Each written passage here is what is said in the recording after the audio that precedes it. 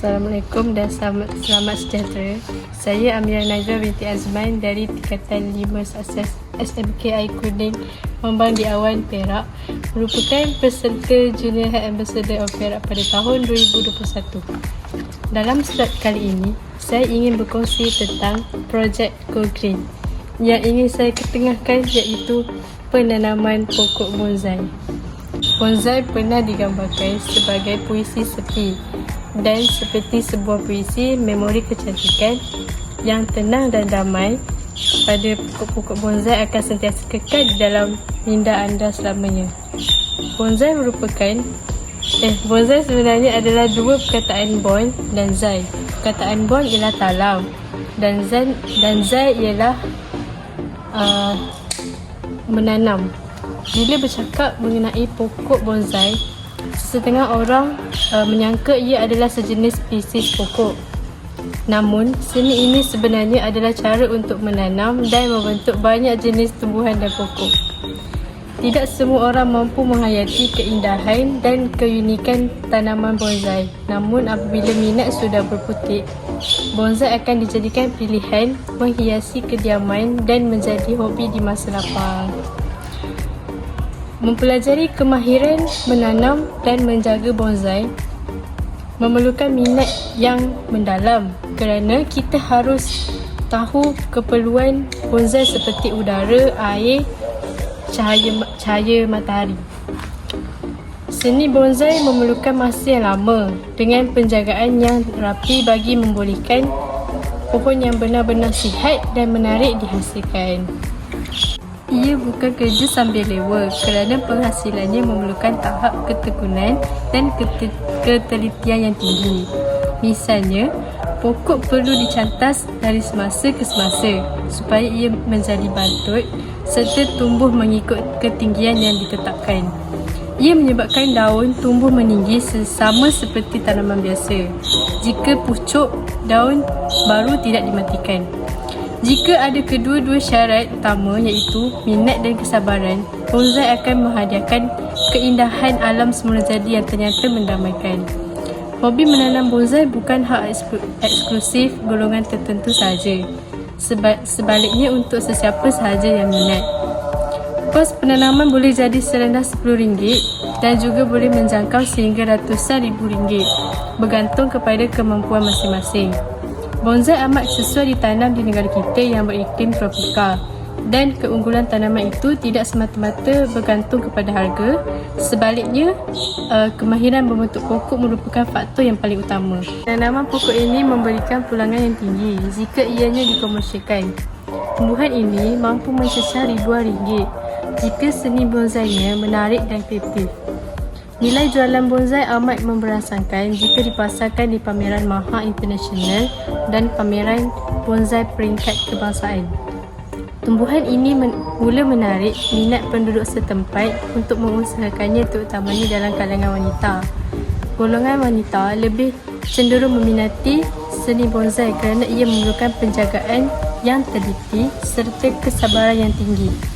Kos untuk menanam dan menjaga pokok bonsai ini juga tidak tinggi, iaitu serendah RM10 dan boleh menjangkau sehingga ratusan ribu ringgit, bergantung kepada kemampuan masing-masing.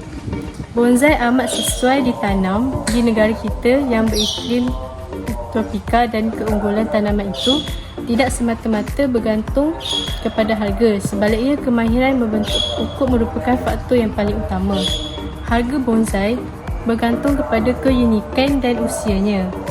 Pokok ini cantik dan menarik, perlu memenuhi 3 kriteria utama, iaitu umur pokok, daun yang kecil dan pokok yang tahan lasak. Orang Jepun membawa seni tanaman keldil yang semakin meningkat untuk kesempurnaan. Setiap anak pokok memerlukan tuan kerja bertahun-tahun, perhatian dan kesabaran. Hanya dengan cara ini, anda boleh mendapatkan karya hijau yang akan hidup lebih lama dari penciptanya. Tumbuhan yang indah akan diberikan kepada pelajar yang bersyukur, yang memahami dengan baik apakah bonsai itu dan berapa banyak usaha tuan yang telah melabur dalam kecantikan ini. Seni bonsai adalah falsafah yang pasti membolehkan seseorang merangkul kehidupan dan menikmati keindahan arusnya. Setiap pokok di tangan Tuan melepasi 3 peringkat seperti semua makhluk hidup di planet ini. Pertama, ia hidup belia, bersinar dengan kesegaran dan tekanan. Kemudian memasuki kedewasaan, mencapai kesempurnaan bentuk dan kecantikan. Dan tahap terakhir pula usia tua yang mewujudkan semua kebijaksanaan dunia. Dan sebagai tambahan, bonsai merupakan simbol kesinambungan generasi kerana yang termuda dalam keluarga perlu belajar dari pengalaman yang dapat menjaga apa yang dibuat oleh orang yang lebih tua. Baiklah, saya akan membuat demonstrasi penanaman bonsai. Kemahiran ini saya pelajari daripada Cikgu Zainuddin bin Zakaria Samsudin dan Puan Hafizah binti Abu Bakar yang merupakan guru bimbingan dan kaunseling di SMKI Kuning. Pokok yang saya pilih adalah pokok cemara udang. Pokok cemara udang merupakan salah satu daripada 20 spesies cemara yang ada di Asia Tenggara. Pokok ini saya pilih kerana menarik dan mudah dibiakkan. Projek ini bertajuk Go Green dan menggunakan konsep Life Online mengikut SDG Sustainability. Bila itu, saya perlu menyediakan beberapa peralatan. Yang pertama, kongkaf.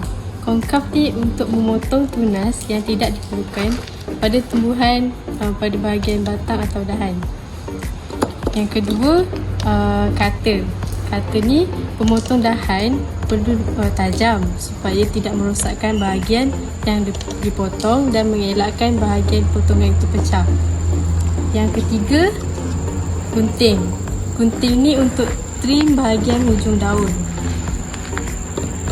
Yang keempat, berus. Berus ni untuk membuang kulit. Yang kelima, cutter. Cutter ni untuk potong dahan yang tidak digunakan. Seterusnya, alat ukur untuk mengukur panjang pokok. Yang ini ubat untuk menyapu bahagian pokok yang luka. Seterusnya, perlu menyediakan pasu yang bersesuaian dengan saiz pokok. Langkah seterusnya, saya mengambil satu dahan yang telah saya potong daripada pokok induk untuk saya biakkan. Potongan dahan ini saya potong serum 45 darjah.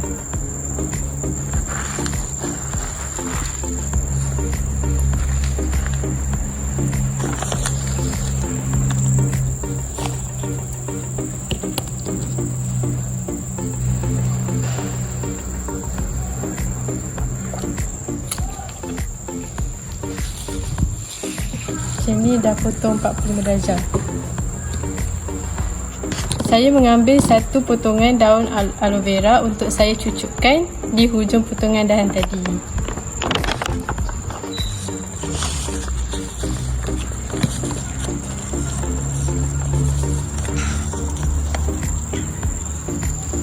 Kemudian saya mencucukkan ke dalam tanah.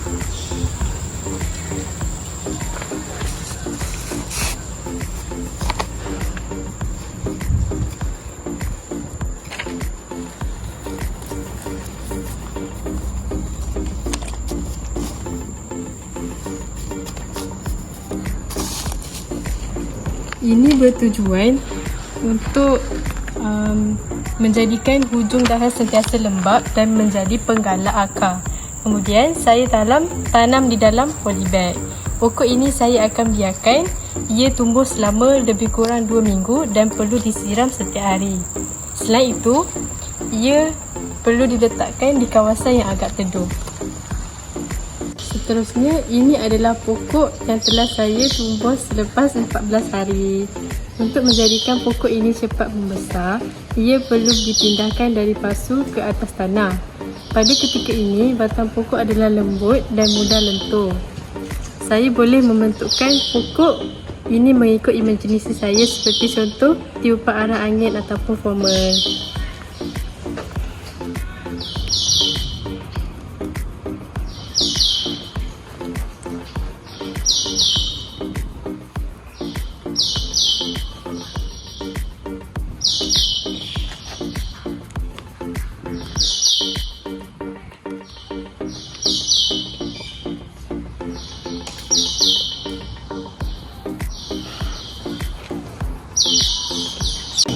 Bahagian yang seterusnya ialah membentuk pokok mengikut imajinasi yang saya fikirkan. Ini adalah contoh pokok induk yang berusia 5 tahun, tetapi dibiarkan melalui proses tut. Usia pokok selepas ditut ialah 6 bulan. Medium untuk menanam pokok ini adalah pasir perang.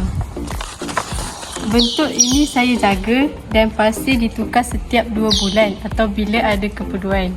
Saya letakkan serpihan pasu pecah sebelum saya masukkan pasir. Kemudian saya pindahkan pokok ke dalam pasu. Saya letakkan lumut di bahagian bawah pokok untuk memperlihatkan suasana lebih segar. Sekarang saya nak buang rumput-rumput yang ada di dalam pokok.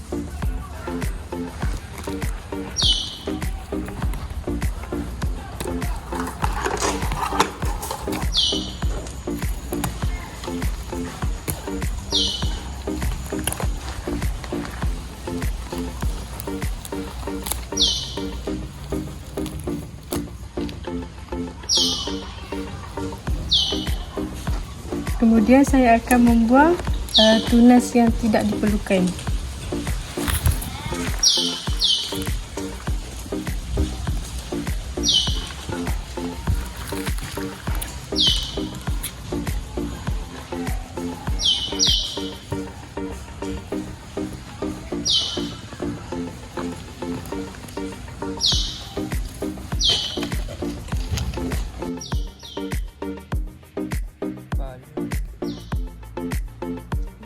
Ini ialah ubat luka dan saya sapukannya ke tempat yang luka.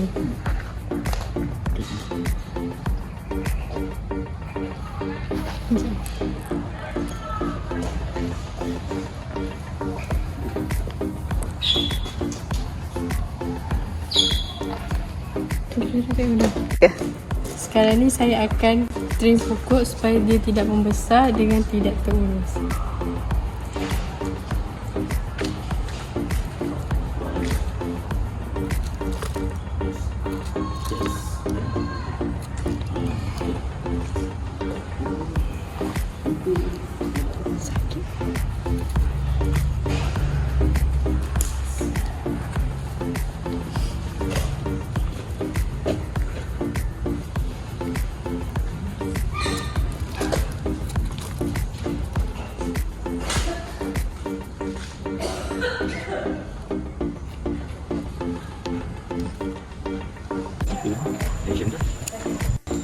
Ini adalah pokok yang telah ditrim. Selain itu, pokok bonsai juga boleh dibuat melalui beberapa spesies seperti berbaru batik, berbaru, jeliti atau santalia, Hokkien tea, wangyang, cucuk atap dan cherry barbados.